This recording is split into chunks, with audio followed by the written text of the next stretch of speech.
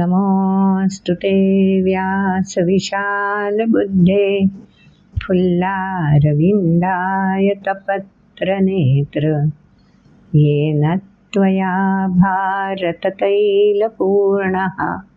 प्रज्वालितो ज्ञानमयः प्रदीपः नारायणं नमस्कृत्य नरं चैव नरोत्तमं देवीं सरस्वतीं व्यासं ततो जयमुदीरयेत्। ॐ श्री परमात्मने नमः।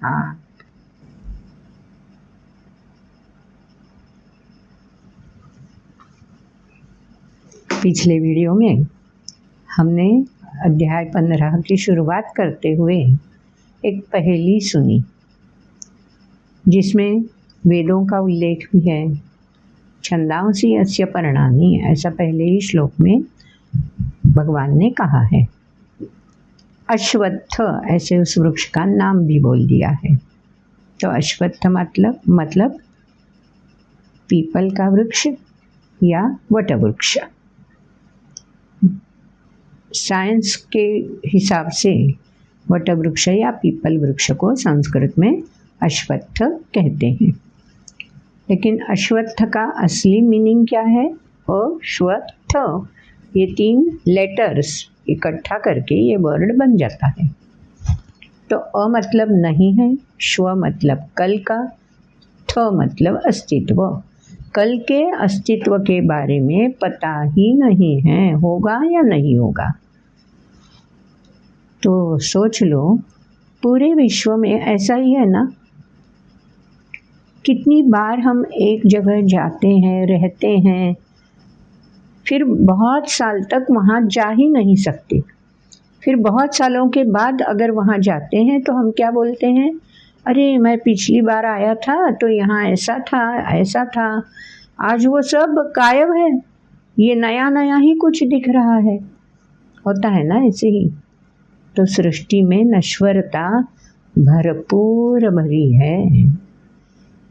जिसको भी अस्तित्व है उसका विनाश अटल है।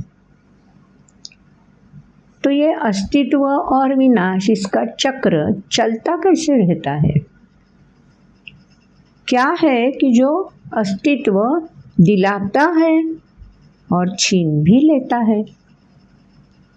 तो इसके बारे में अगर उत्सुकता जग जाती है तो स्वाभाविक खुद को ही चिंतन मनन करना होता है। उपनिषदों में एक ऐसी ही कथा है। वेद, उपनिषद, ये जो शास्त्र है, ये जो धर्म के ग्रंथ है, ये गुरुकुल में पढ़ाए जाते हैं। तो पहले क्या था? गुरु के पास ही शिष्य निवास करते थे। तो अनायासी सुबह से पढ़ाई शुरू हो जाती थी। गुरु के मुख से जो भी स्तोत्र, जो भी मंत्र शिष्य सुनते थे, वो शिष्य ध्यान में रखकर गुरु के सामने बोलकर सुनाते थे। अगर ठीक है, सही है, तो गुरु आगे के मंत्र सिखाते थे। इस तरह की शिक्षा तब गुरुकुल में दी जाती थी। खाली मंत्र बोलने से उपयोग नहीं है ना, उसका पूरा का पूरा अर्थ भी जहन में होना चाहिए, स्थिर होना चाहिए। तो विज्ञान का साथ लेकर, विज्ञान मतलब मंत्र कि जो सामने मुझे दिखाई देता है, बोलकर समझ सकती हूँ, कानों से सुन सकती हूँ, उसको मंत्र बोलते हैं। मंत्र पढ़ते पढ़ते ध्यान में आने लगता है कि जब मैं मंत्र पढ़ता हूँ तो मेरे शरीर में जो स्पंदनें हैं वो अपने आप लयबद्ध होती जाती है। तो ये मंत्र पढ़ने का असर खुद को महसूस होने लगता है। बाहर से कुछ परिवर्तन दिखाई देता है क्या? नहीं।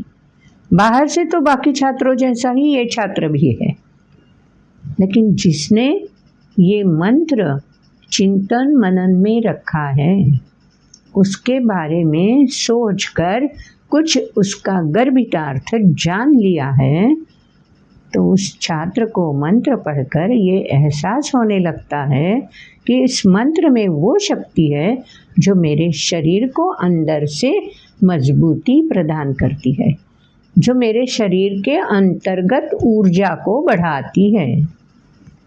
तो हर एक को ये एहसास कब होगा पता नहीं, क्योंकि हर एक को ये एहसास पाने के लिए खुद को ही चिंतन मनन करना पड़ता है। तो वैसे ही एक गुरुकुल में एक छात्र था। जब पढ़ता था तो उसने भी समझ लिया कि सृष्टि में जो कुछ भी है वो नश्वर है, तो शाश्वत क्या है? सृष्टि का उत्पत्ति करता शाश्वत होगा, ऐसा उसे लगा। लेकिन उसकी पहचान हो तो हो कैसे? कहाँ दिखेगा, कहाँ मिलेगा, कैसा दिखेगा? सब प्रश्न ही प्रश्न उसके सामने आए। तो उसने गुरु से पूछ लिया कि मुझे उसकी पहचान चाहिए जिसने ये पूरी सृष्टि बनाई है। पूरी सृष्टि का सुचारू चलन करने के लिए कौन इसका स्वामी है, उसकी पहचान मुझे चाहिए। कैसे मिल सकती है? तो गुरुजी ने तुरंत बता दिया, अच्छा प्रश्न है बेटा, तुझे उसकी पहचान चाहिए ना, तो खुद को ही चिंतन मनन करना पड़ेगा। किसके सिवाय हम रह नहीं सकते, ये ढूंढना तो खुद को ही पड़ेगा। तो छात्र को समझ में आ गया, सही बात है, मुझे ही तलाश करनी पड़ेगी। तो शिष्य बोला, मैं कैसे तलाश करूं? तो गुरुजी ने बोल दिया, चिंतन मनन शुरू करो। आज से तुम गुरुकुल में पढ़ाई करने के लिए ना हो तो भी चलेगा। अपने गुरुकुल में जो शिक्षा का समय होता है, उस समय के लिए तुम यहाँ बैठो, जो मैं पढ़ाऊँगा वो पढ़ लो।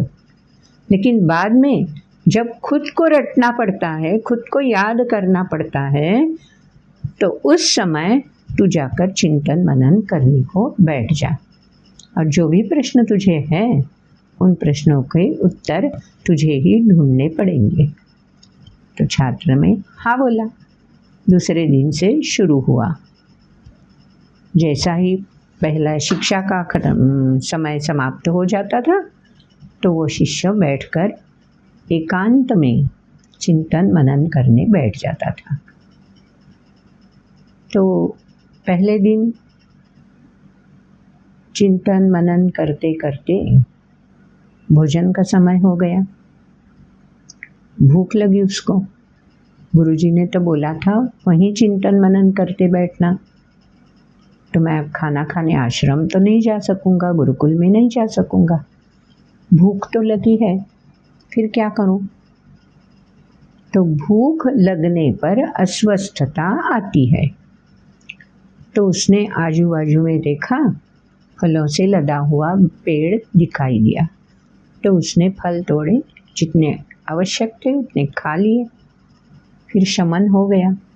उसको लगा मेरा शरीर बाह्य रूप से और अंतर रूप से अगर भूख मिटाने से स्वस्थ हो जाता है, तो जो भी पदार्थ भूख मिटाने वाला है वो पदार्थ ही शायद सर्वश्रेष्ठ है, वही अस्तित्व देने के लिए कारण है। ऐसा उसको लगा। आ गया गुरुजी के पास, बोल दिया, क्या ये फल जो है या भूख मिटाने के पदार्थ है वही है क्या सर्वश्रेष्ठ स्वामी? गुरुजी सिर्फ हंस दिए, बोले नहीं, और चिंतन मनन करो। छात्र फिर से चिंतन मनन करने बैठ गया। एक के बाद एक, जैसे जैसे उसको समझ में आने लगा, वैसे वैसे वो आकर गुरुजी को पूछता चला गया, क्या ये ब्रह्म है, ये स्वामी है, ये सर्वश्रेष्ठ है, ये सुचारू चलन के लिए कारण है? और हर बार गुरुजी ना बोलते गए। फिर छात्र पहले तो निराश होता गया, फिर उसने ठान लिया मुझे तो उत्तर ढूंढना ही है, जैसे भी हो मैं अब चिंतन मनन से उठूंगा ही नहीं। बस चिंतन में मग्न हो गया। धीरे धीरे उसकी समझ में आया, सृष्टि में जो जो भी मैंने आज तक बाह्य रूप से इंद्रियों से ज्ञान प्राप्त किया है, वस्तु मात्र के बारे में जाना है, उसके बारे में तो गुरुजी बोले ये ब्राह्मण नहीं है, ये स्वामी नहीं है, ये तो सृष्टि का सुचारू चलन करने वाले नहीं है। तो क्या हो सकता है?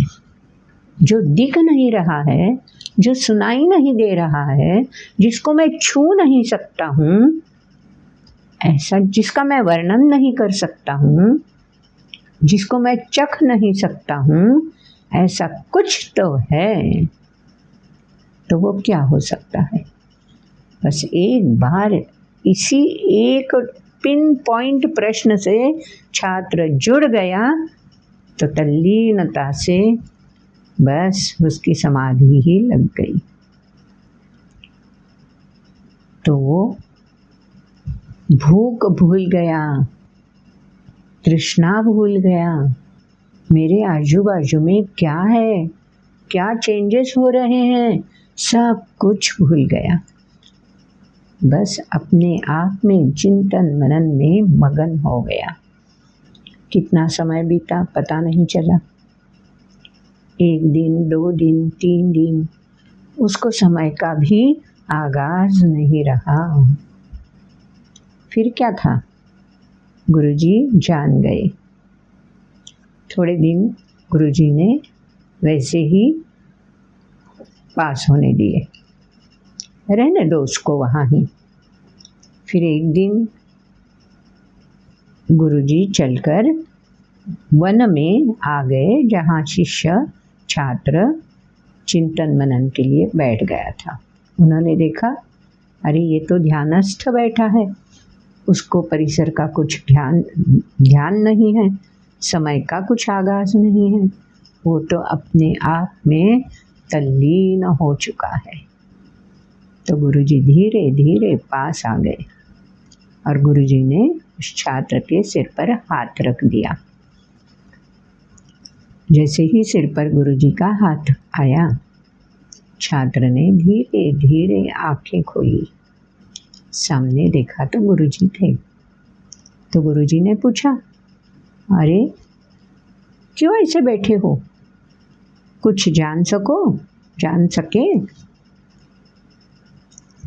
तो छात्र ने गुरुजी के पांव छुए और बोला, आपको मैं शब्दों में बता नहीं सकूंगा कि मैं क्या जान गया,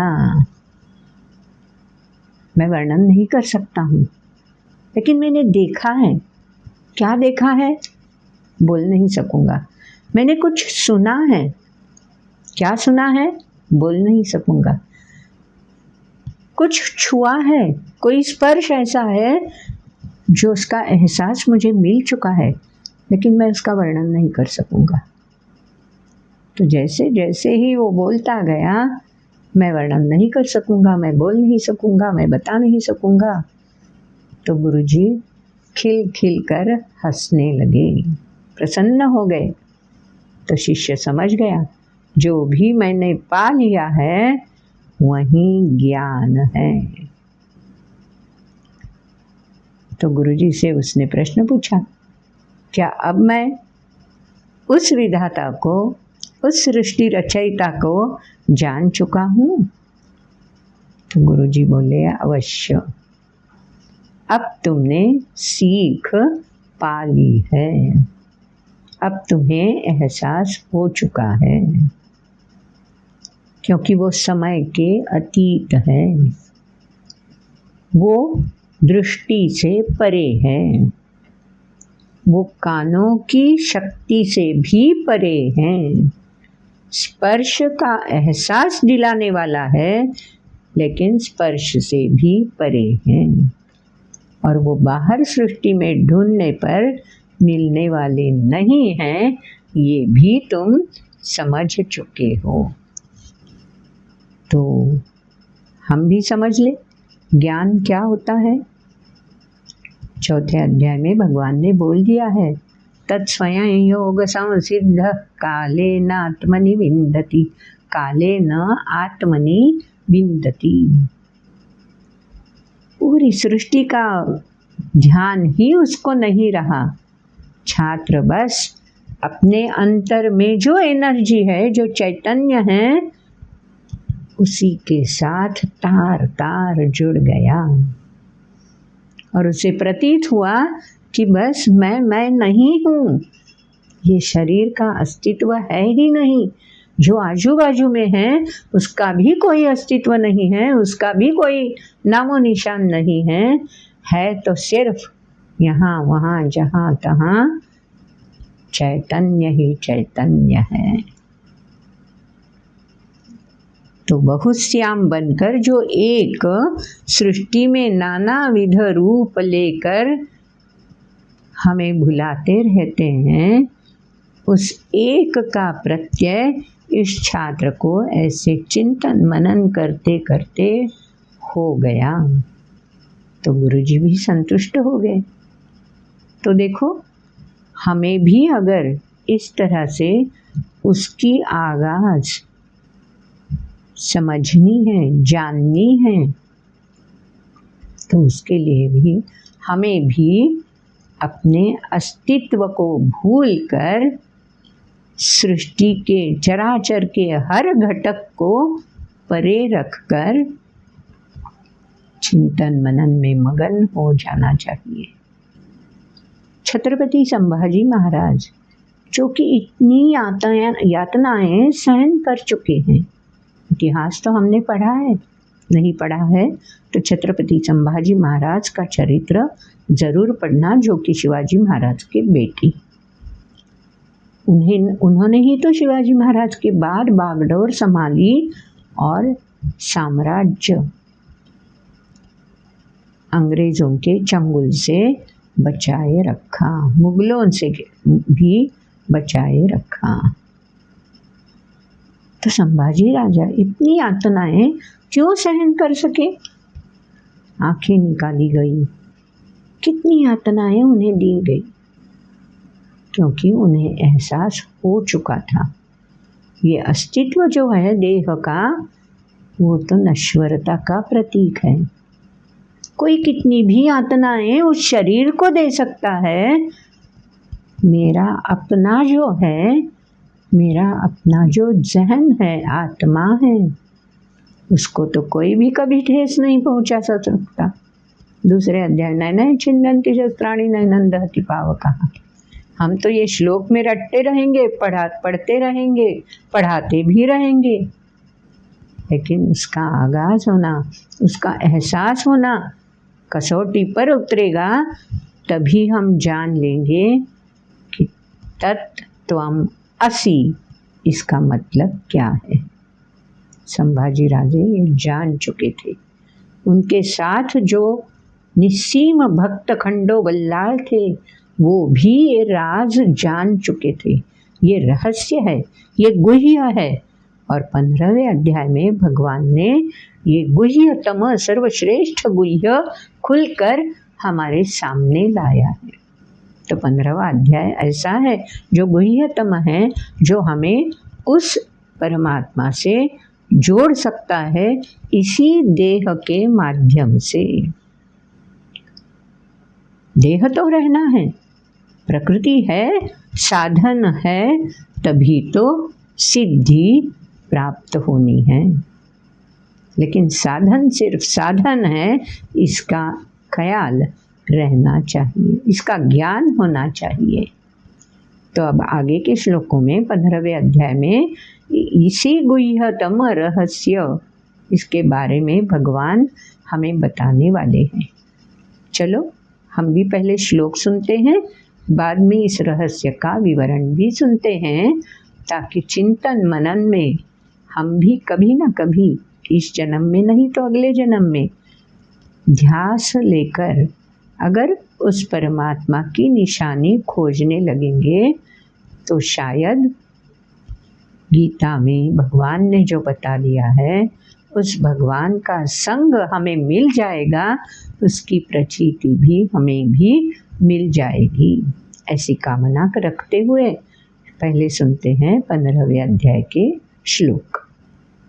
यदादित्यगतं तेजो जगद्भासयतेऽखिलं यच्चन्द्रमसि यच्चाग्नौ तत्तेजो विद्धि मामकं कामाविश्य च भूतानि धारयाम्यहमोजसा पुष्णामि चौषधीः सर्वाः सोमो भूत्वा रसात्मकः अहं वैश्वानरो भूत्वा प्राणिनां देहमाश्रितः प्राणापानसमायुक्तः पचाम्यन्नै चतुर्विधं सर्वस्य चाहं हृदि सन्निविष्टो मत्तस्मृतिर्ज्ञानमपोहनै च वेदैश्च सर्वैरहमेव वेद्यो वेदान्तकृद्वेदविदेव चाहं द्वाविमौ पुरुषौ लोके क्षरश्चाक्षर एव च क्षरः सर्वाणि भूतानि कूटस्थोऽक्षर उच्यते उत्तमः पुरुषस्त्वन्यः परमात्मेत्युदाहृतः यो लोकत्रयमाविश्य बिभर्त्यव्यय ईश्वरः यस्मात्क्षरमतीतोऽहमक्षरादपि चोत्तमः अतोऽस्मि लोके वेदे च प्रथितः पुरुषोत्तमः यो मामेवमसम्मूढो जानाति पुरुषोत्तमं स सर्वविद् भजति मां सर्वभावेन भारत इति गुह्यतमं शास्त्रमिदमुक्तं मया नघ एतद्बुद्ध्वा बुद्धिमान् स्यात् कृतकृत्यश्च भारत। ॐ तत्सदिति श्रीमद्भगवद्गीतासु उपनिषत्सु ब्रह्मविद्यायां योगशास्त्रे श्रीकृष्णार्जुनसंवादे पुरुषोत्तमयोगो नाम 15ोऽध्यायः। श्लोक तो हमने सुन लिए। पहले जो कहानी सुनी गुरुदेव और शिष्य की, उससे अब ये श्लोक कैसे मेल खाते हैं ये हमें सुनना है। पहला ही श्लोक कौन सा सुना? यदा आदित्यगतं तेजो जगद्भासयतेऽखिलं यच्चन्द्रमसि यच्चाग्नौ तत्तेजो विद्धि मामकम्। जो भी तेज सूर्य में है, चंद्र में है और अग्नि में है, वो तेज उनका खुद का है ही नहीं। अब विज्ञान हमें बताता है कि सूरज क्या है, तो अणुरेणुओं से बना है। उस पर हर क्षण प्रस्फोट विस्फोट होते रहते हैं और उससे जो ऊर्जा निकलती है वो प्रकाश और स्निग्धता, उष्णता हम तक पहुंचाती रहती है। और ये प्रस्फोट विस्फोट क्यों होते रहते हैं? क्योंकि सूरज गतिमान है। इतनी तेज गति से खुद को चक्कर लगा, खुद के पीछे, बोलने तो पीछे तो नहीं है, लेकिन खुद घूमता रहता है। इतनी गति तेजी से खुद ही चक्कर लगाता रहता है और सारी पृथ्वी को भी आगोश में लेने के लिए घूमता रहता है। पृथ्वी भी घूमती रहती है, तो इसी कारण उस गति से इस गति का मेल हो जाता है और हम तक सूरज का प्रकाश किरणों के माध्यम से पहुंच जाता है। साइंस में सेंट्रीपेटल फोर्स, सेंट्रीफ्यूगल फोर्स हमने तो सुने हैं, केंद्रोत्सारी फोर्स। तो केंद्रोत्सारी बल किरणों को दूर दूर जाने के लिए प्रेरित करता है और केंद्रगामी फोर्स जो है वो ऊर्जा सिमट कर केंद्र में स्थापित करता है। इसीलिए सूरज हमें गोलाकार दिखता है, क्योंकि जो ऊर्जा सिमट कर केंद्र में स्थापित हुई है तो वो गोलाकार में है। इसलिए सूर्य की ओर हम ज़्यादा देर तक नंगी आँखों से देख नहीं सकते। किस दृष्टि से वो किरणें स्वीकारने की क्षमता ही दृष्टि में हमारी दृष्टि में नहीं है। तो ये सूरज का वैज्ञानिक रूप हो गया। तो इतनी गतिमानता सूरज में क्यों है? और ऐसा एक सूरज तो है नहीं, अवकाश में ऐसे कई सूरज है, ऐसा विज्ञान ने सिद्ध प्रमाणित भी किया है। तो इन सब सूरज में जो एनर्जी आती है, जो चैतन्य है, जो ऊर्जा है, वो देने वाला है कौन? वो तो नजर नहीं आता। हम समझते हैं हमें ऊर्जा देने वाला सूरज ही है, लेकिन सूरज को ऊर्जा देने वाला कोई तो है। 10वें अध्याय में भी ये बता दिया है। अब भी पहले श्लोक में भगवान ने बोल दिया है खुद कि सूरज का, चंद्रमा का या अग्नि में जो भी तेज है वो मैं ही हूँ। 7वें अध्याय में भी भगवान ने बोल दिया है। चैतन्य बनकर, ऊर्जा स्वरूप बनकर, ऊर्जा स्रोत बनकर मैं इस सृष्टि में जो भी दृष्टि को दिखाई देता है उन सबको चैतन्य प्रदान करने वाला, ऊर्जा प्रदान करने वाला मैं ही तो हूँ। तो सूरज हमें आँखों से दिखता है, मतलब सूरज को ऊर्जा प्रदान करने वाला वही है। चंद्रमा आँखों से दिखता है तो उसको भी ऊर्जा प्रदान करने वाला कोई और है। अग्नि भी आँखों से दिखता है तो अग्नि को भी ऊर्जा प्रदान करने वाला कोई और है। और सोच लो, हम तीली का उपयोग करते हैं, दीप प्रज्वलित करने के लिए तीली उपयोग में लाते हैं। तो इस तीली में अग्नि छुपा होता है, लेकिन तीली को तो हम हाथ में आसानी से उठा सकते हैं। छोटा बच्चा भी उठाए तो भी दिक्कत नहीं होती। लेकिन मालूम क्या है हमें? तीली का उपयोग करके दिया जलाने के लिए जो अग्नि चाहिए वो स्थापित हो सकता है। तो तीली में वो अग्नि छुपे हुए हैं जो दिखाई नहीं देता है।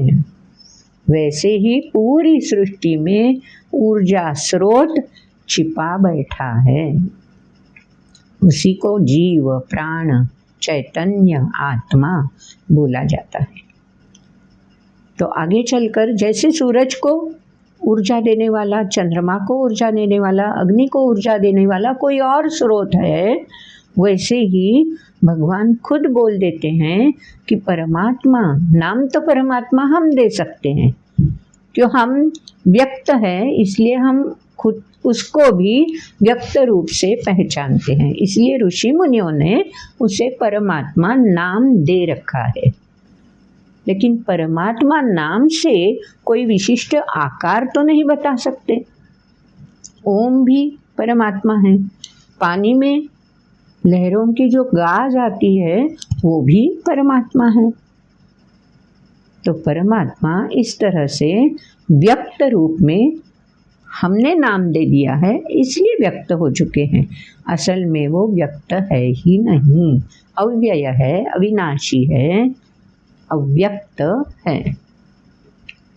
तो फिर व्यक्त रूप में आने के लिए और सृष्टि को सजाने संवरने के लिए वो निकल पड़ते हैं, आते हैं, क्योंकि उन्होंने संकल्प किया है सृष्टि की रचना का।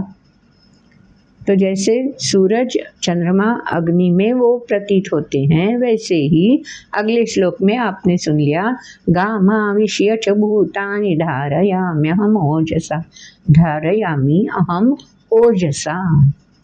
ओज मतलब बल।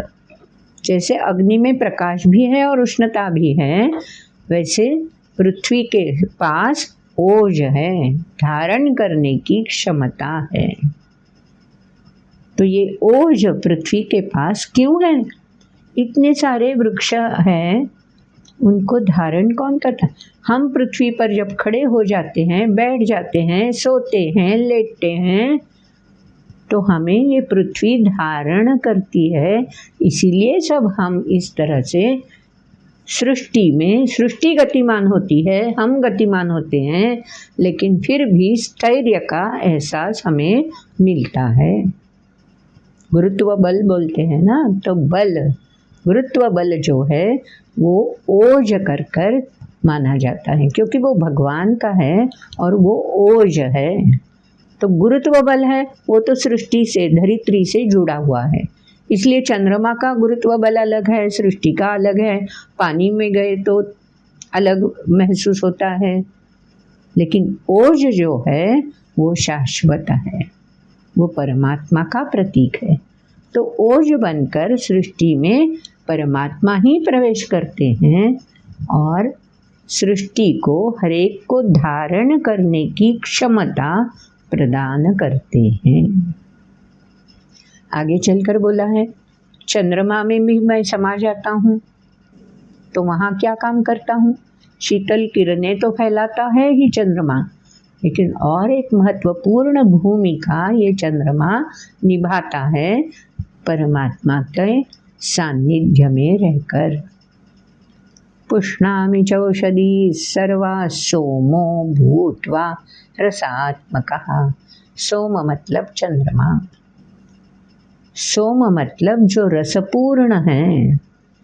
तो चंद्रमा की किरणों में जैसे शीतलता है, वो रस भी है, और वो रस वनस्पतियों को पोषण स्वरूप जब प्राप्त होता है तो वनस्पति अपने आप सृष्टि का आरोग्य सुचारू रखने के लिए औषधि प्रदान करती रहती है। तो सोम के भी दो गुण हो गए, एक शीतल किरणों का फैलाव करना और दूसरा सोम रस का पान वनस्पति को कराते रहना, वनस्पतियों को कराते रहना ताकि पुष्टता मिले। ये वनस्पतियों को पुष्टता क्यों जरूरी है, अगले श्लोक में बता दिया है। क्योंकि वनस्पति के ही बल पर पूरी मानव सृष्टि, प्राणी सृष्टि पोषण कर सकती है। तो अगले श्लोक में वो भी आपने सुन लिया, अहं वैश्वानरो भूत्वा प्राणिनां देहमाश्रितः प्राणापान समायुक्तः पचाम्यन्नं चतुर्विधम। चार प्रकार के अन्न हम स्वीकार कर सकते हैं। एक है भक्ष्य, जो चबाकर खाते हैं। दूसरा है चोष्य, आम के दिनों में आम चोष्य स्वरूप में ही स्वीकारा जाता है ना, अच्छा लगता है, ऐसे ही हाथ में लेकर चोखते रहना, चोष्य। फिर लेह्य, डॉक्टर जब कभी दवाई देते हैं तो बोलते हैं शहद में डालकर ले लो वगैरह, तो हम क्या करते हैं, चम्मच में शहद डालकर उसमें वो जो भी पाउडर या कुछ दिया है डॉक्टर ने वो डाल देते हैं, फिर उसका मिश्रण बनाते हैं और वे लेह्य चाटते रहते हैं, तो उसको बोलते हैं लेह्य। ये संस्कृत वर्ड्स है। भक्ष्य है, भोज्य है, पानी वगैरह भोज्य है, पेय है, और ऐसे चाटते रहते हैं वो भी है।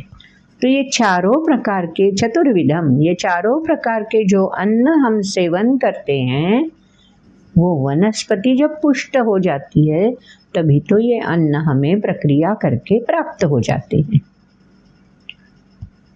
तो ये अन्न जो प्रक्रिया किए हुए हैं या कंदमूल स्वरूप है, वो जब हम सेवन करते हैं तो विज्ञान से हमें मालूम है, जठर टमी तक पहुंच जाते हैं, अन्न नलिका के माध्यम से टमी तक पहुंच जाते हैं, जठर के जो उदर बोलते हैं उदर तक पहुंच जाते हैं। तो उदर में क्या होता है, वही तो बोल दिया है, अहं वैश्वानरो भूत्वा प्राणिनां देहमाश्रितः। वैश्वानर, अनल, अग्नि, ये एक नाम है अग्नि का। जो बाहर तीली जलाकर हम दिया जलाते हैं वो अग्नि अलग, अलग अलग नाम है अग्नि के। जो यज्ञ कुंड में अग्नि प्रज्वलित किया जाता है उसका नाम अलग है, और हमारे पेट में बोलते हैं ना चूहे दौड़ने लगे हैं, एसिडिटी बढ़ने लगी है, तो वो अग्नि जो पेट में रहता है और उसको हम अन्न सेवन करके तृप्त करा सकते हैं, तो उसको बोलते हैं वैश्वानर। तो उस अग्नि में स्वाहा करने के लिए हमें अन्न सेवन करना पड़ता है। तो चौथे अध्याय में अन्न सेवन करते वक्त एक श्लोक बता दिया है जो हमेशा बोला जाता है, आप लोग भी बोलते होंगे।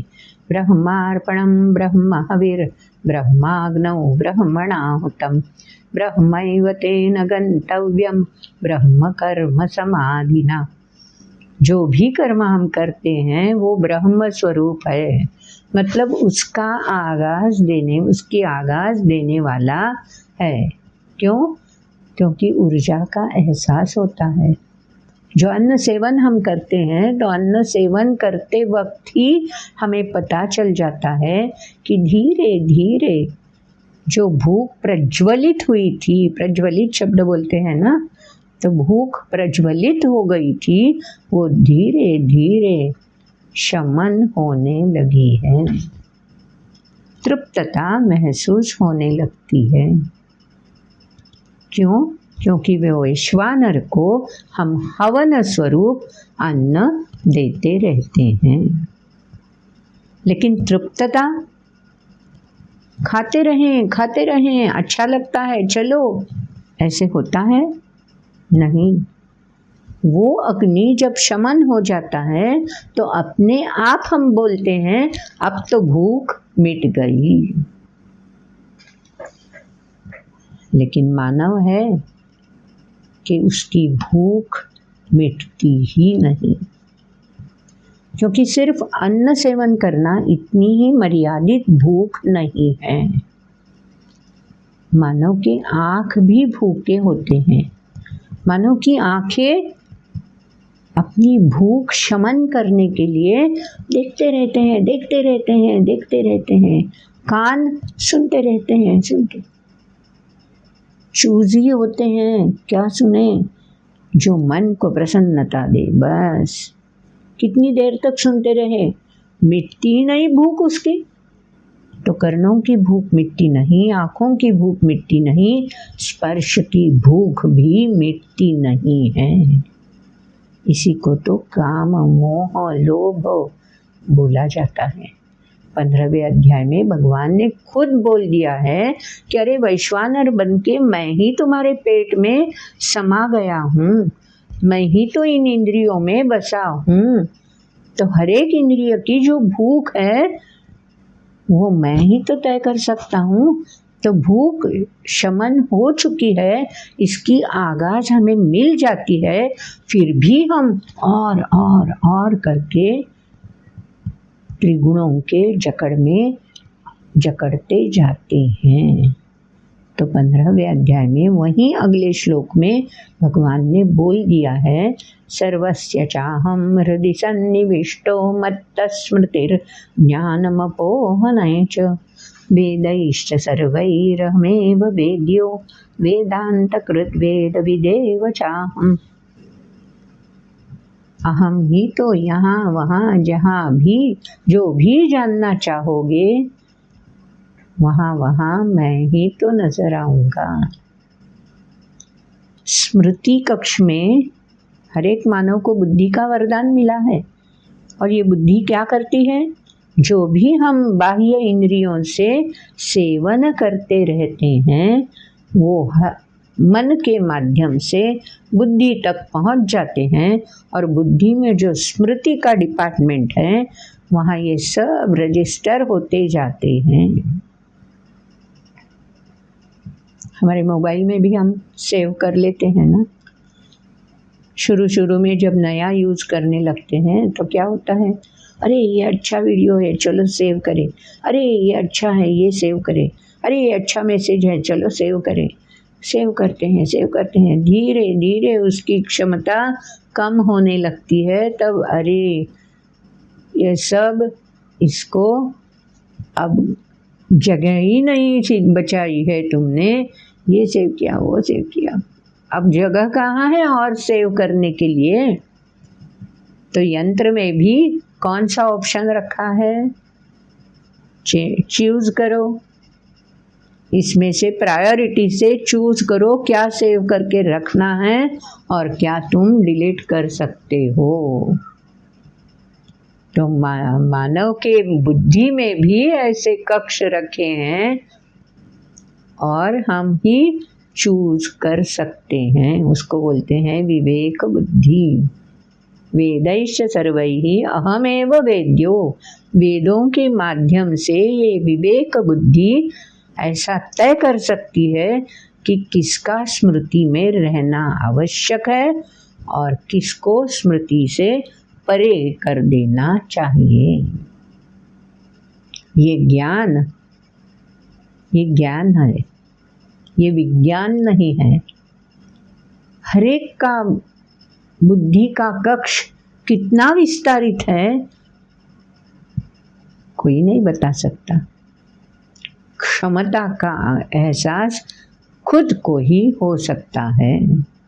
तो वहीं भगवान ने बोल दिया है कि ये एहसास देने वाला जो कुछ भी है वो भी तो मैं ही हूँ।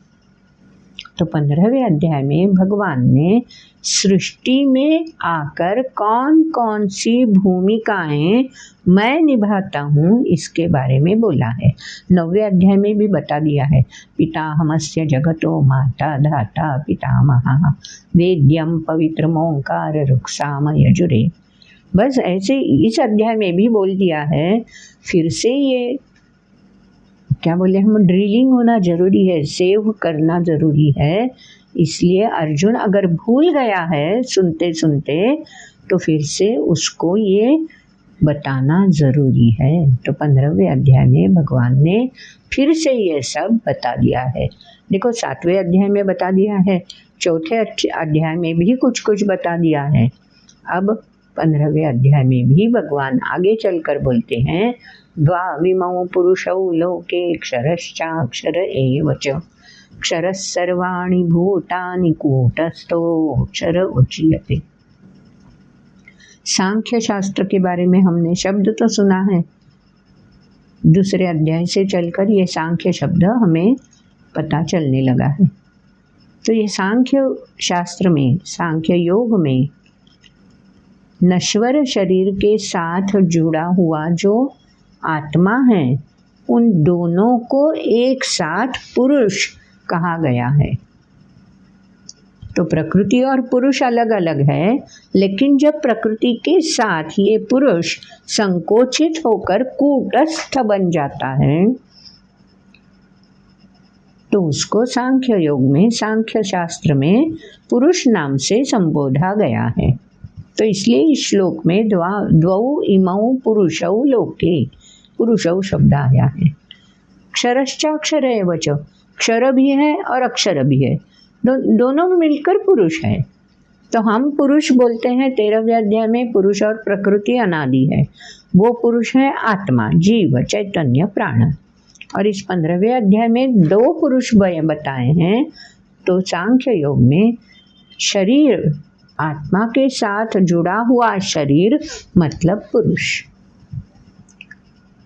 तो आत्मा के साथ जुड़ा हुआ है, कूटस्थ है आत्मा उसके साथ।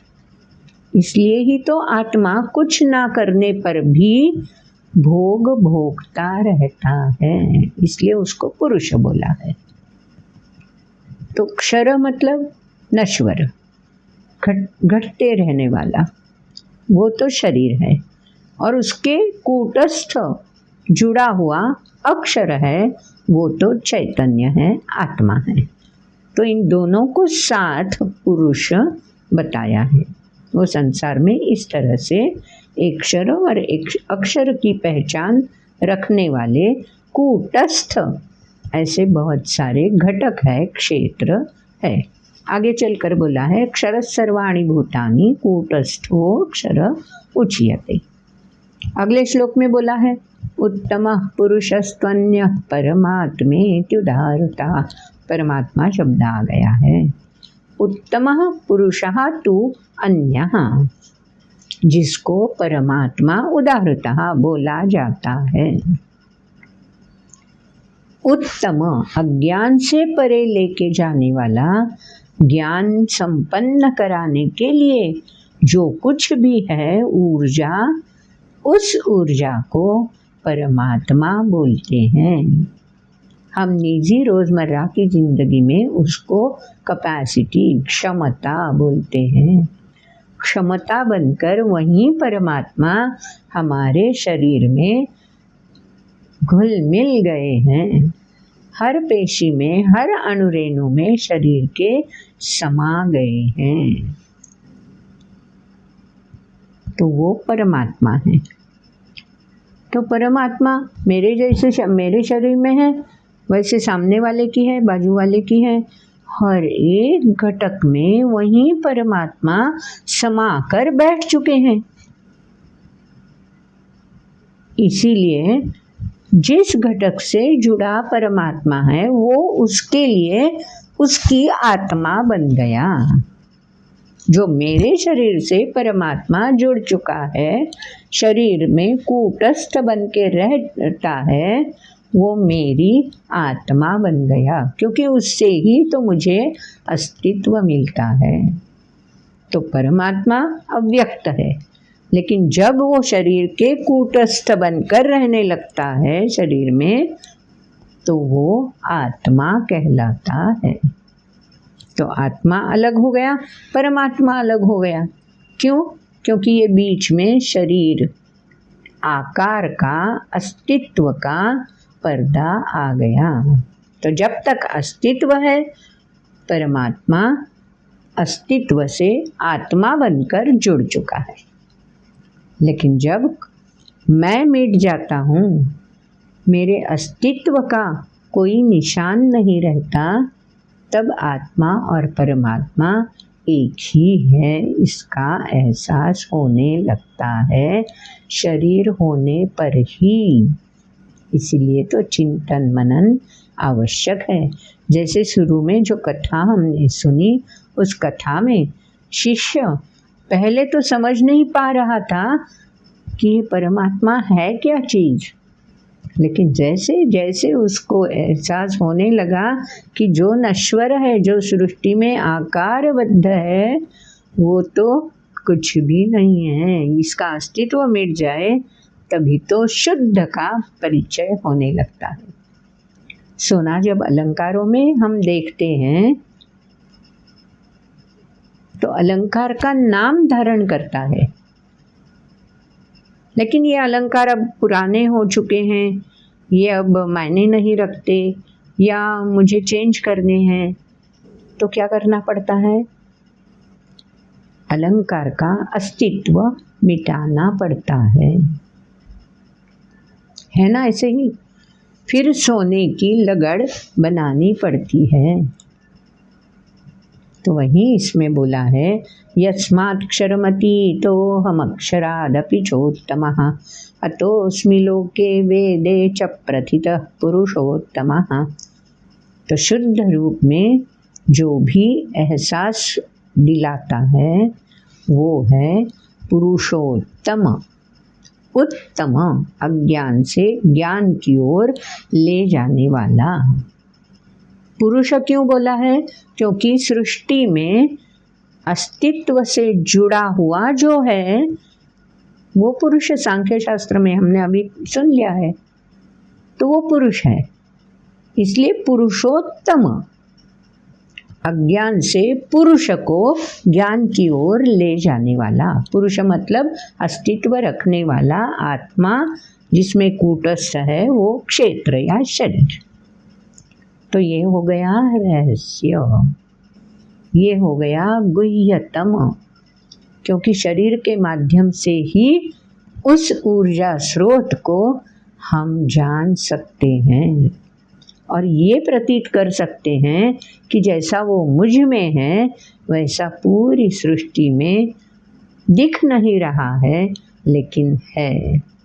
जो दिखता है वो आत्मा है, शरीर में कूटस्थ पुरुष है। और जो दिखता नहीं है लेकिन है, वो है पुरुषोत्तम, वो है परमात्मा। तो आगे 2 श्लोकों में भगवान ने बता दिया है, यो मामेवम सम्मूढ़ो जानाति पुरुषोत्तमं स सर्वविद् भजति मां सर्वभावेन भारत।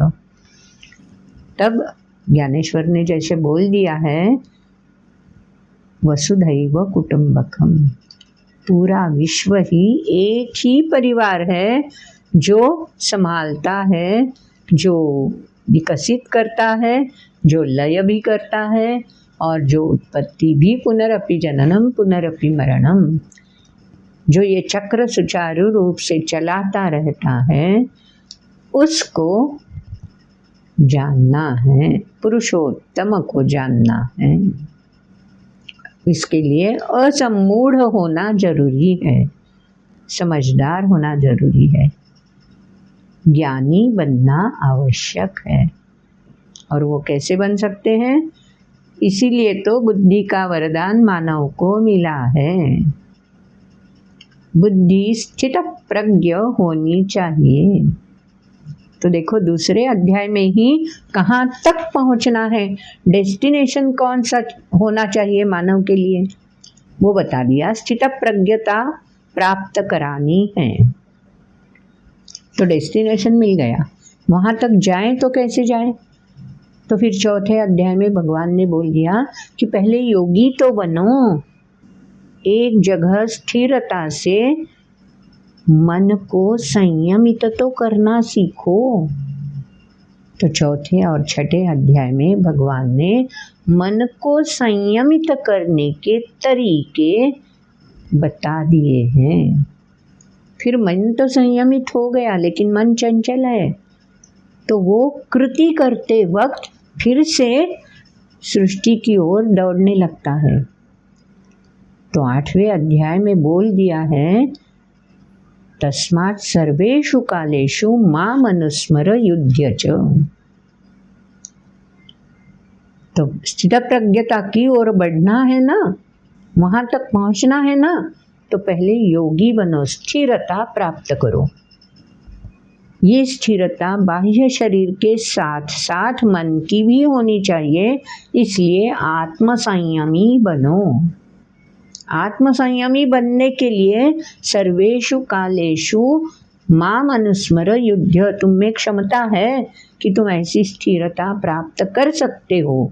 ये इंद्रिय जो है तुम्हें भुलाने के लिए बैठे हैं, सो युद्ध करो इनके साथ, इंद्रियों को दमन करो, संयमित करो और अपनी क्षमता का एहसास पालो।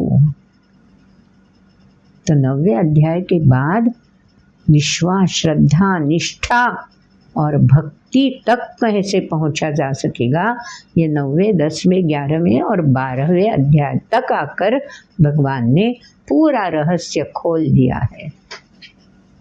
तो उत्तम भक्त होना आवश्यक है डेस्टिनेशन तक पहुंचने के लिए। उत्तम भक्त क्या करता है? जो भी एहसास मुझे मिला है वो समर्पित करता रहता है। तो समर्पित करने से क्या होता है? क्षमता और उजागर होती जाती है। इतना ही है क्या मेरे पास? नहीं, और हो सकता है। तो पहले जो पता चल चुका है उसका क्या करना है? बस समर्पित करो।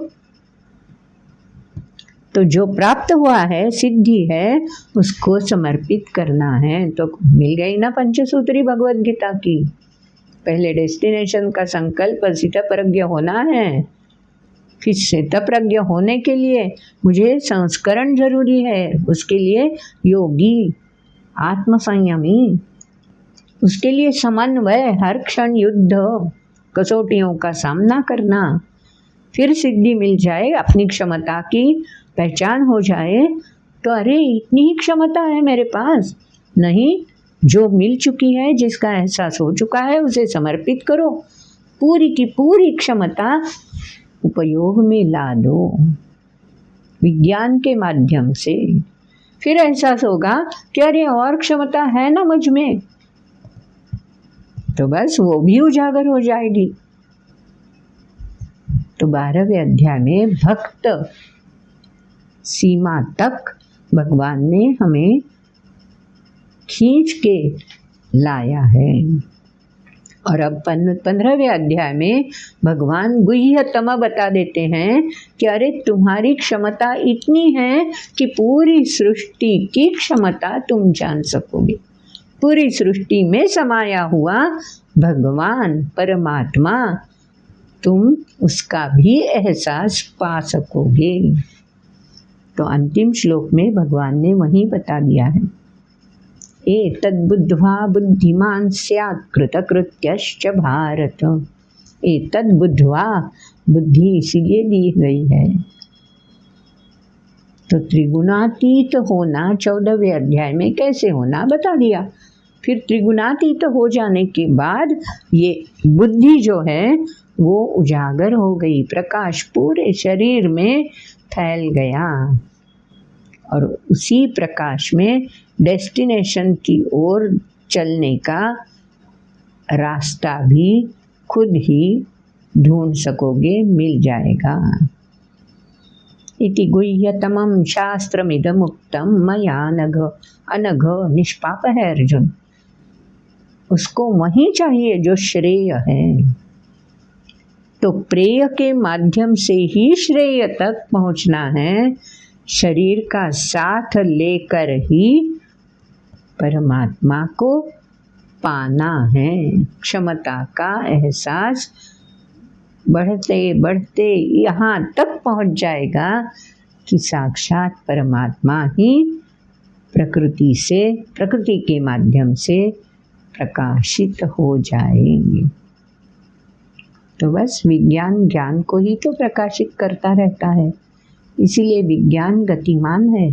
विज्ञान में नयापन है, तो विज्ञान ज़रूरी है, क्योंकि नयापन रहेगा तभी जो पुराना है वो छूट जाएगा, जो नया है उसके लिए हम उत्सुक बनेंगे और आगे आगे चलते रहेंगे। परमात्मा को यही तो चाहिए, सृष्टि सुचारू रूप से गतिमान होती रहे ताकि डेस्टिनेशन तक मतलब परमात्मा तक पहुंच सके।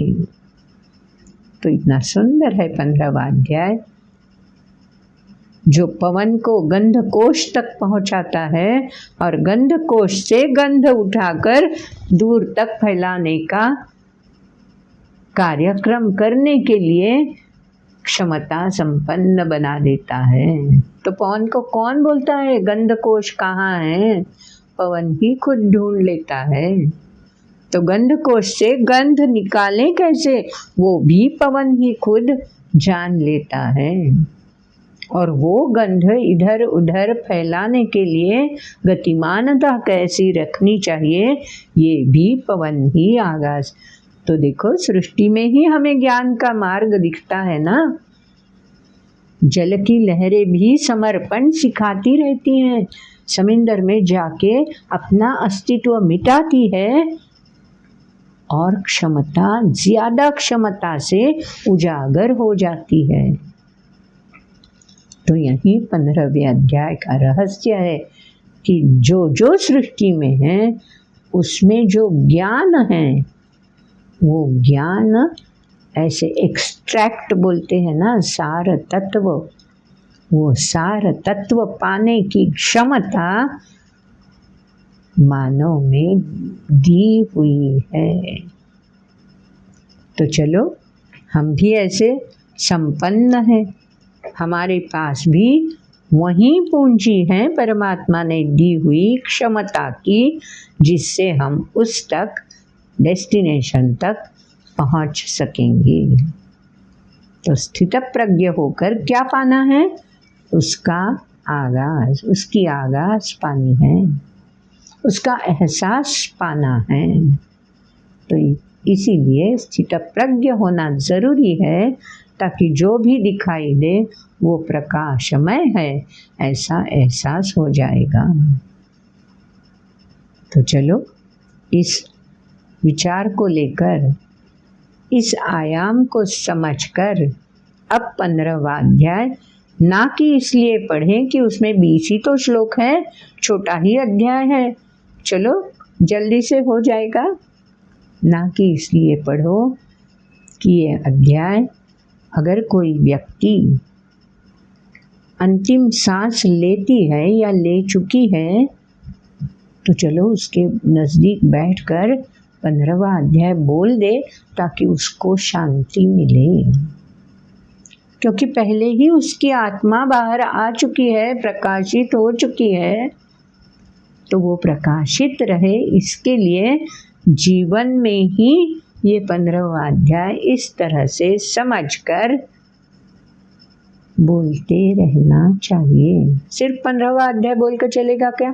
नहीं, हमने तो अभी रेफरेंस ले लिए सिग्निफिकेंस।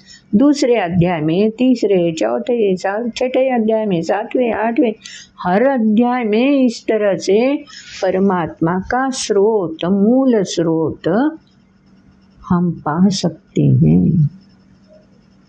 तो पूरी गीता इस तरह से हमें समझकर पढ़नी है, बार बार पढ़ती रहनी है, ताकि हम भी डेस्टिनेशन तक जाने की सोच रखें। तो चलो आज के वीडियो में इतना ही। अगर ये अच्छा लगा तो लाइक कर दो, शेयर तो आप करते ही होंगे। आज तक अगर चैनल सब्सक्राइब नहीं किया है तो सब्सक्राइब जरूर कर देना। ऐसा लगेगा शायद ये क्या तत्व ज्ञान है। ये खाली तत्व ज्ञान नहीं है, ये जिंदगी के हर क्षण को उजागर करने के लिए ये सब वाकया बताए हैं। तो जिंदगी के हर मोड़ पर यही वाकया तो हमारे साथ आने वाले हैं। ये पक्का रख लो ध्यान में, और हर कठिनाई के वक्त ये सुनते रहना, ताकि आप ही अपनी समस्या से छुटकारा पा सकेंगे। क्योंकि क्षमता का एहसास ही तो समस्या से निपटने के लिए हमें तैयार करता है। तो चलो समस्या से निपटते रहेंगे, ताकि अगली समस्या धाड़स ही ना करे कि हम तक आकर हमें छुएं। तो इसके लिए सबको शुभकामनाएं। आपने अगर बेल आइकॉन क्लिक नहीं किया है तो क्लिक करना, ताकि आपको नोटिफिकेशन मिलता रहेगा। तो चलो मिलते हैं अगले वीडियो में, क्योंकि खुद को ऐसे तैयार करना है ना, तो कैसे तैयार करेंगे इसके बारे में भी अगले अध्याय में भगवान ने बोल दिया है। अगले वीडियो में वो भी सुनेंगे। नमस्कार।